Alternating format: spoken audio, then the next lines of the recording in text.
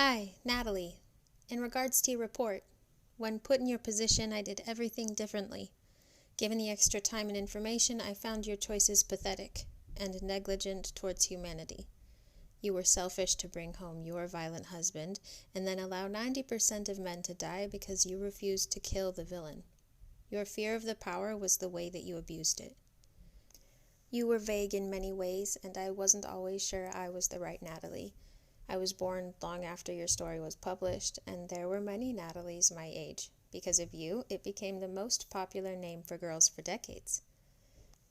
The day I whimsically put pen to paper to write to you was the same day the Sandman arrived at my door. I wonder if our doors were the same. He was dressed just as you described when you first met him, with a white t-shirt and khaki shorts and dog tags around his neck. He produced a bag of sand for me from the backpack, and I knew that if I got a chance to meet Eve, I would convince her not to eat of the tree of knowledge of good and evil, and that is precisely what happened. So the human family lives in Eden. Eve was able to have children without partaking of the fruit. Satan took advantage of her youth in leading her to believe that she needed the fruit to become able to bear children. I became a version of me that grew up in Eden, and while I remember the old life if I try, it feels like a distant dream.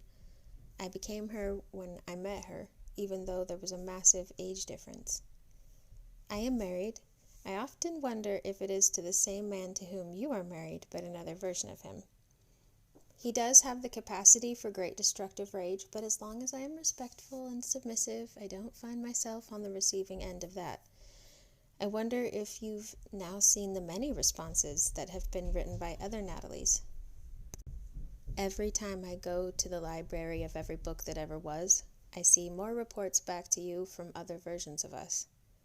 I bet you didn't understand when you first wrote and sent it back that you were creating so many worlds at once, but maybe you were told it would happen.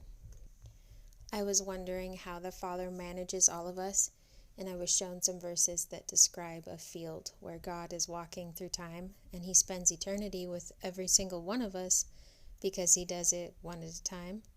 It was a lovely thing to see in my mind. Later today, we all get to partake of the fruit of the tree of wisdom and eventually the tree of life. It won't be counted against us as a transgression because God will bless it and declare it appropriate on this special day. I'm excited and nervous. I haven't been nervous in so long. I'm writing to you to cope with the feeling. I saw something earlier that causes me deep concern. I saw God talking to someone, and God looked deeply concerned and even afraid, which is the most unsettling thing I can imagine.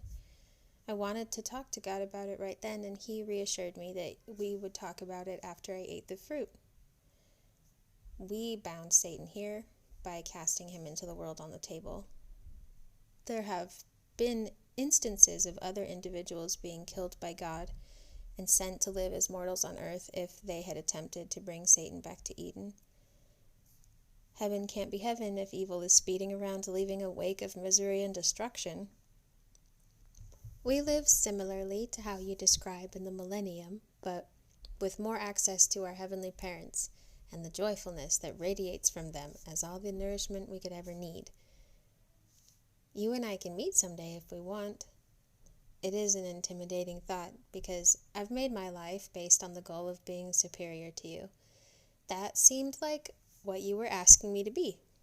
If we met and I sensed that your knowledge is actually better than mine, could I be jealous of you? What if your love is deeper with your husband because of the nature of sacrifice and forgiveness, even if I am married to the same man in paradise? If he is not the same man, I can tell you that mine is the most clever and handsome man that ever was. In Eden, everything is beautiful, but he still turns heads. It occurs to me now that I might be able to learn from you. I wonder if we would be friends. I briefly worried that some people would never be born if Adam and Eve didn't fall to the earth, but the opposite is true. Everyone was born sooner, and there are families here that never came to exist in your world. I think this phenomena of multiple times offers us the most knowledge-wise if we do meet. We should risk the excitement and get together soon. Maybe the eating the fruit will make that happen. Maybe it will collapse us all into one mega version of ourself. Now, my darling girl, if that mega me exists, that is the one whose letter I would care most to read.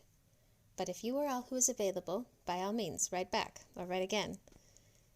You'll remember that Eden is just one place in a larger world and universe with unlimited realms.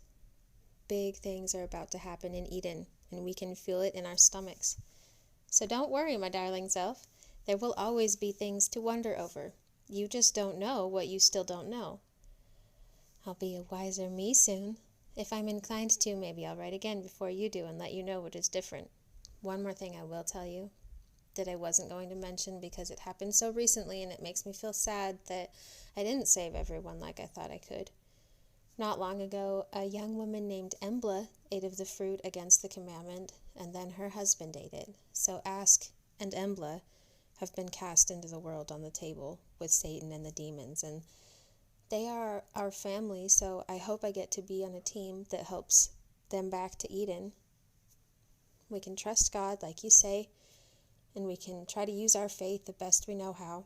Maybe that's why we were blessed with the sand. Because of how vague you were, I don't know if we know the same things about him, but I can see why you wouldn't write them down.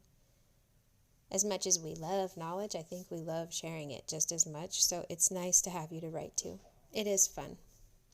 I read one response to you where we chose multiple husbands. She might be the most interesting to talk to, but I doubt she can ever make the time to write again. Her letter wasn't long, and she sounds busy. I should go get busy and make something to wear for when we all go to the tree. What is God showing us by having you write back? Does God do this and communicate with other versions of himself? Are some versions entirely different? Or is he perhaps the mega version of all of them? Shouldn't we be worried if he is worried? Did I really see God looking worried? Or is that blasphemous to even think after everything we've seen God do? Sorry if that is offensive, God. I am excited to see what will happen. It is time to get ready. I'll drop this off at the library. Onward and upward, myself who still lives in a table. Thank you for going first. Someone had to do it. Love, yourself.